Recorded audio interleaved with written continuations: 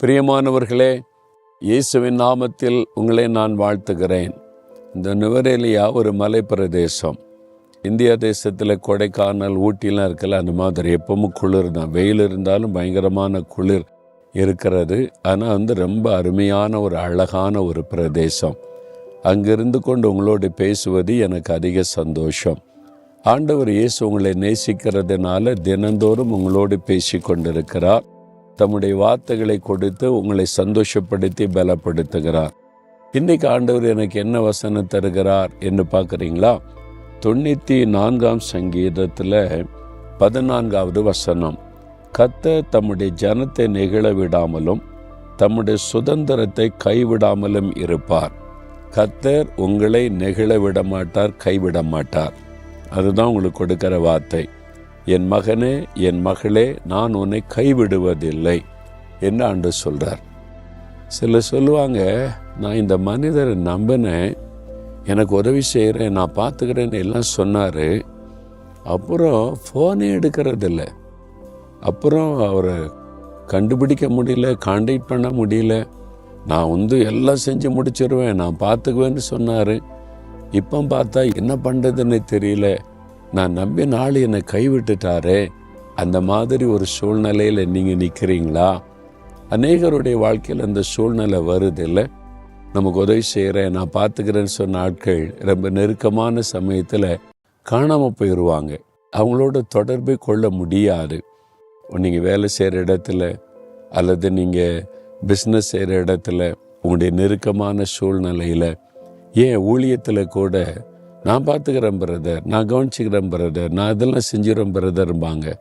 ஆனால் அந்த நெருக்கமான காலம் வரும்போது ஆளை காணாமல் போயிடும்.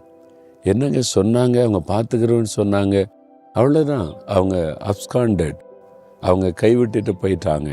அந்த ஆண்டவர் சொல்கிறாரு, நான் உங்களை கைவிட மாட்டேன், நீங்கள் என்னுடைய ஜனம், என் பிள்ளைங்க, நான் உங்களை கைவிட மாட்டேன் அப்படின்னு உங்களுக்கு வாக்கு கொடுக்குறார். எவ்வளோ பெரிய சந்தோஷம் இல்லை?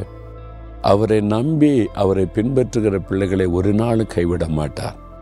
என்னுடைய ஊழிய பாதையில் என்னை ஊழியத்துக்கு அழைத்த போது நான் ஆண்டவரை பார்த்து சொன்னேன், சரி ஆண்டவரே, ஊழியத்துக்கு நான் வரேன், என் தேவை என்னுடைய தனிப்பட்ட காரியம், இப்போ நான் உம்முடைய ஊழியத்துக்கு வந்துட்டேன், எல்லாத்தையும் நீங்கள் தானே பார்த்துக்கணும். இனிமேல் எங்கள் அப்பாங்க மாட்ட போய் நான் நிற்கக்கூடாது, என்ன மனுஷரிடத்திலும் போய் உதவி செய்யுங்கன்னு நிற்கக்கூடாது, நீங்கள் தானே பொறுப்பு. ஆண்டவர் சொன்னார், நான் தான் பொறுப்பு, நான் பார்த்துக்குவேன், என்னை நம்பி நீ வா ஊழியத்துக்கு, நான் உன்னுடைய தேவையை சந்திப்பேன், உனக்குள்ளதெல்லாம் நான் பார்த்துக்குவேன் என்று கர்த்தர் வாக்கு கொடுத்தார். நான் கடந்து வந்த இத்தனை வருட பாதையில் கிட்டத்தட்ட 45 வருஷங்களை கடந்து வந்திருக்கிறேன்.